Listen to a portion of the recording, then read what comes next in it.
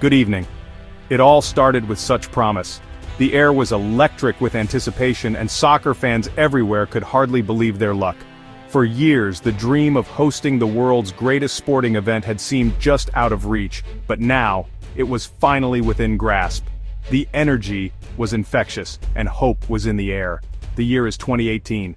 Headlines blared with excitement, and cities across North America buzzed with the news. It felt like a new era was about to begin, one that would unite people from every corner of the globe. FIFA announced the 2026 World Cup would be hosted by the United States, Canada, and Mexico, the United Bid. It was a historic decision, promising to bring together three nations in a celebration of sport, culture, and unity. The world watched as the United Bid pledged to deliver the most inclusive and spectacular World Cup ever. The US was set to host most games, including every match from the quarterfinals onward. Massive stadiums, state-of-the-art facilities, and passionate fans were ready to welcome the world. The scale of the event was unprecedented, and expectations soared. It was supposed to be the biggest party on Earth. Streets would overflow with music, laughter, and the colors of dozens of nations. Fans imagined unforgettable moments, lifelong friendships, and memories that would last a lifetime. But reality crashed the party. The dream began to unravel, not with a single dramatic event, but with a slow, creeping sense of frustration and disappointment. The excitement faded into anxiety, not because of stadiums or infrastructure, but because of a bureaucratic wall higher than any border fence. Fans who had saved for years and traveled across continents suddenly faced a mountain of paperwork and uncertainty. The US, the main host, forgot the most important part: letting guests in the door. For many, the dream of attending the World Cup was stopped cold by closed gates and endless waiting.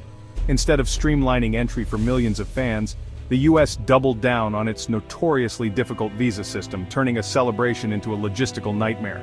Embassies were overwhelmed, wait times stretched for months, and many fans were left in limbo, unsure if they would ever make it to the games.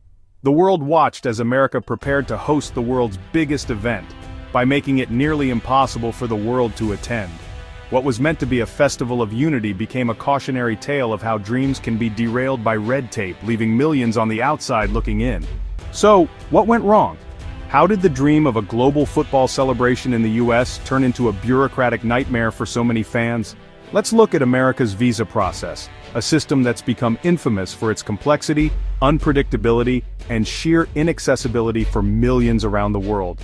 Imagine you're a football fan from Colombia or maybe Nigeria or Vietnam. You've followed your team for years, dreaming of seeing them play on the world's biggest stage. Your team qualifies, you save for years, sacrificing nights out, skipping holidays, putting every spare peso or naira or dong into a jar marked World Cup. Your first step? Navigating the US tourist visa process. You go online full of hope, only to see the next available interview is 23 months away. That's nearly 2 years. The World Cup will be long over by then. The World Cup is less than a year out. For most fans, the dream ends right there, before it even begins. This isn't a glitch, it's the system working exactly as designed. The process is slow, opaque, and often arbitrary. Wait times for visa interviews have ballooned worldwide, with embassies overwhelmed and applicants left in limbo. For many, the only option is to wait, hope, and watch as their chance slips away. Then came the bond program.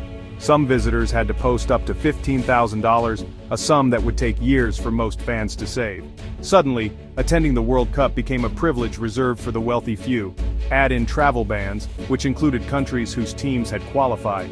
Entire communities of fans were shut out, regardless of their passion or intentions.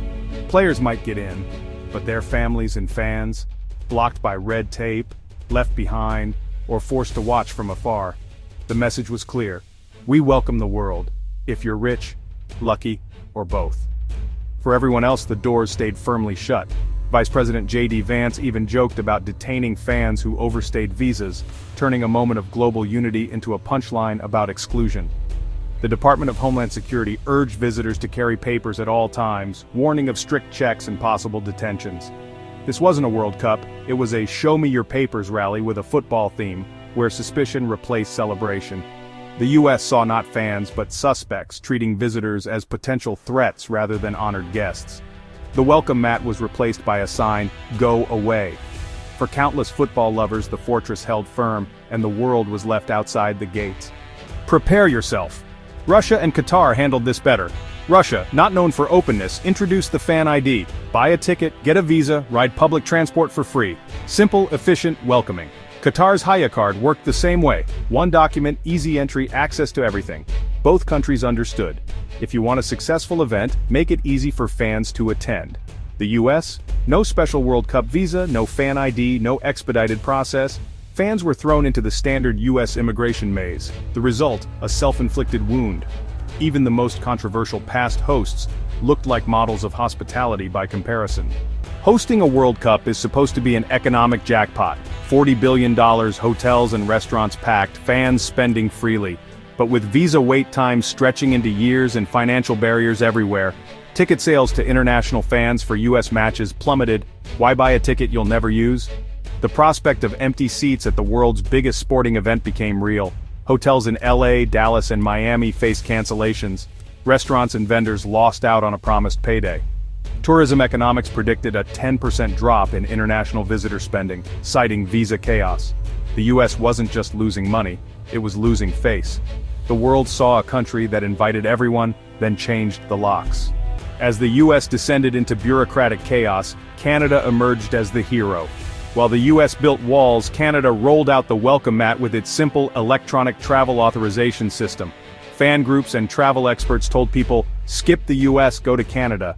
Toronto and Vancouver became the new fan hubs. Canadian hotels and restaurants overflowed. The demand was so high, Canada set up fan zones in cities not even hosting games. Then, on September 12, 2025, FIFA made a historic move. It stripped the US of knockout stage and final hosting rights, giving them to Canada. Canada, the junior partner, was suddenly the savior of the World Cup. The party was back on, just next door. Behind the headlines are real people, fans whose dreams were crushed by paperwork. Javier from Bogotá saved for years to take his son to a match in Miami. His visa interview? Scheduled for after the tournament ended. Fatima from Lagos organized 30 fans, bought tickets, prepared documents, denied, no reason given. Families from Argentina, students from Morocco, denied. Each rejection was a small tragedy, a reminder that the US system had lost all sense of proportion or humanity. The message, your passion, your savings, your dreams, none of it matters. Only suspicion does. The world's biggest celebration became a monument to exclusion. FIFA is not known for its ethics, but stripping the US of hosting rights was seismic. The decision wasn't about conscience, it was about survival. Empty stadiums are a commercial disaster. Sponsors and broadcasters pay for crowds, not empty seats. The US visa policy threatened FIFA's business model. Then came the security crisis, political violence, the assassination of Charlie Kirk, and chaos on the ground. FIFA had no choice. The US could no longer guarantee safety or access. Moving the tournament to Canada was emergency surgery, salvaging the World Cup from a host that failed at the basics. Canada is set to deliver a spectacular event, with fans from around the world gathering to celebrate the beautiful game. The energy, the unity, and the sheer joy in Canadian stadiums will be a sight to behold. But as the world turns its eyes north, the implications for the United States are impossible to ignore.